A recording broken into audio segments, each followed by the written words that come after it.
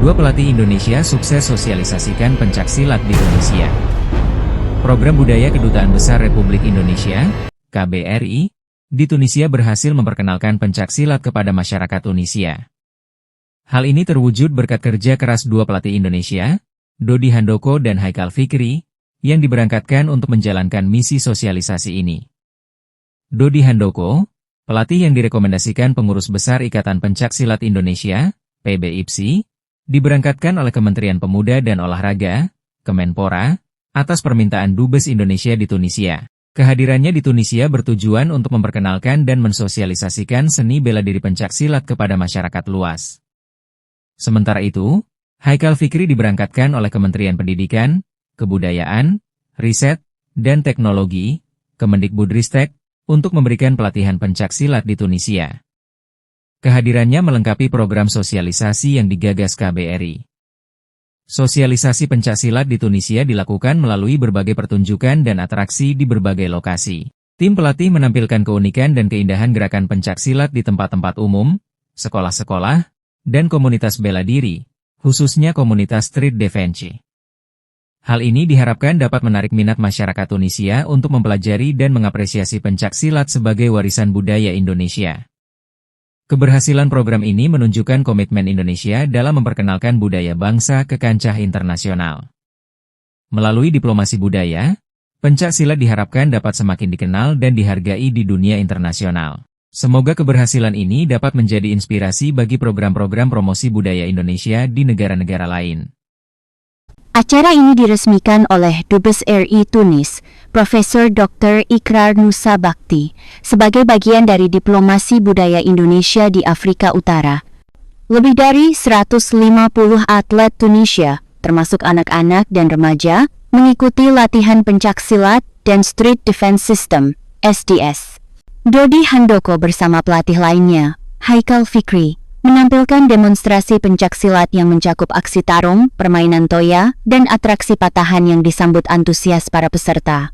Tak hanya bela diri, acara ini juga memperkenalkan kuliner khas Indonesia, seperti kue lumpur, bolu pandan, sosis Solo, dan risoles, yang dibagikan gratis kepada pengunjung. Tentang Tunisia, Tunisia adalah negara di Afrika Utara, berbatasan dengan Laut Mediterania, Libya, dan Aljazair. Budayanya memadukan unsur Arab, Islam, dan warisan Romawi. Tunisia dikenal moderat dan terbuka terhadap budaya asing, termasuk seni bela diri dari luar seperti pencaksilat. Penutup, kiprah Dodi Handoko menunjukkan bahwa pencaksilat adalah jembatan budaya yang mempererat hubungan antar bangsa. Melalui seni bela diri, Indonesia terus memperkenalkan nilai-nilai luhur ke panggung dunia.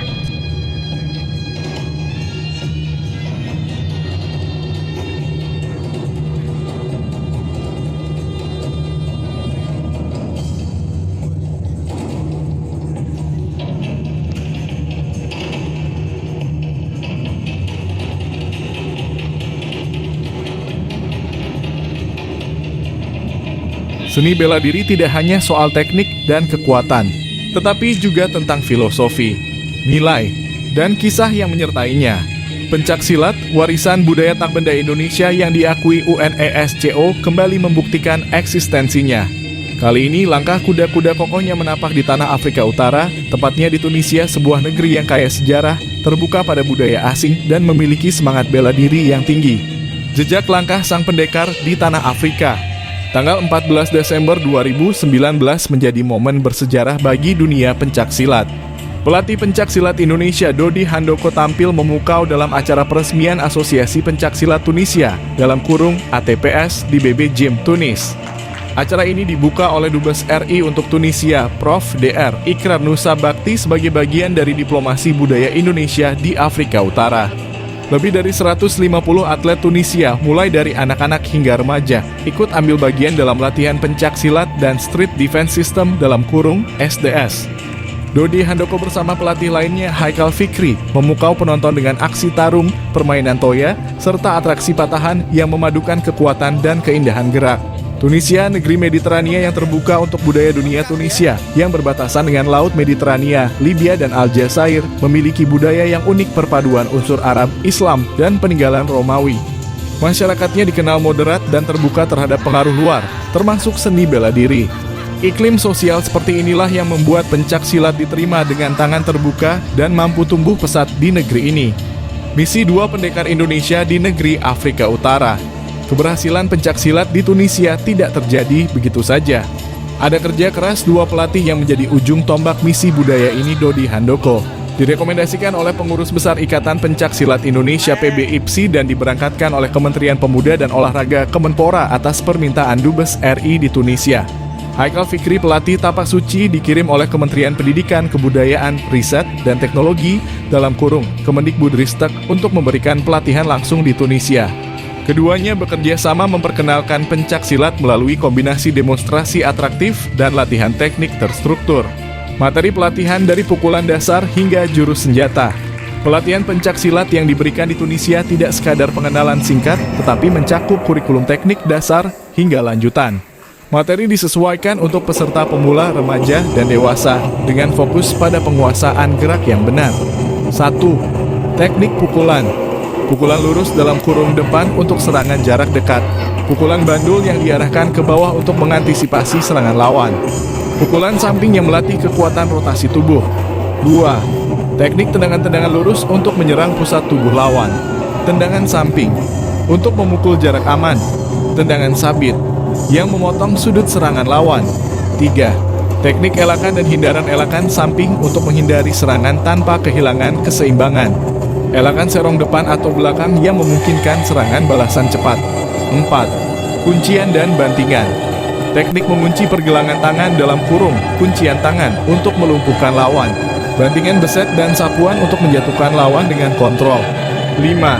Latihan jurus baku jurus dasar pencak silat seperti jurus tunggal baku yang melatih koordinasi gerak, kekuatan, dan konsentrasi. 6. Permainan senjata. Latihan menggunakan toya dalam kurung, tongkat panjang untuk melatih ketepatan serangan dan pertahanan. Penggunaan senjata tradisional seperti golok untuk memperkenalkan warisan silat Nusantara. Setiap sesi pelatihan diakhiri dengan latihan fisik untuk membangun ketahanan tubuh, meliputi lari sprint, latihan kecepatan reaksi, dan penguatan otot kaki serta lengan. Atraksi yang membakar semangat Tunis puncak dari sosialisasi ini adalah Indonesian Day, yang dibuka dengan tari saman oleh Persatuan Pelajar Indonesia di Tunisia, dalam kurung PPI Tunisia. Setelah suasana menghangat, Dodi dan Haikal menampilkan atraksi tarung ganda, permainan toya, dan teknik senjata dengan presisi tinggi. Penonton terhanyut, bahkan banyak yang langsung mendaftar untuk ikut berlatih. Diplomasi budaya yang berbuah manis program ini membuktikan bahwa pencak silat bukan hanya seni bela diri, melainkan bahasa universal persaudaraan.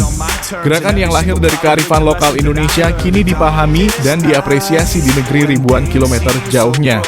Dengan dukungan pemerintah, komunitas pencak silat, dan semangat para pelatih, langkah seperti ini dapat menjadi inspirasi promosi budaya di negara lain. Pencak silat telah menunjukkan bahwa setiap jurus yang diajarkan bukan sekadar teknik bertahan, tetapi juga pesan perdamaian dan persatuan. But that's just life. So cross my heart and hope to die. Baby, I was born to fight.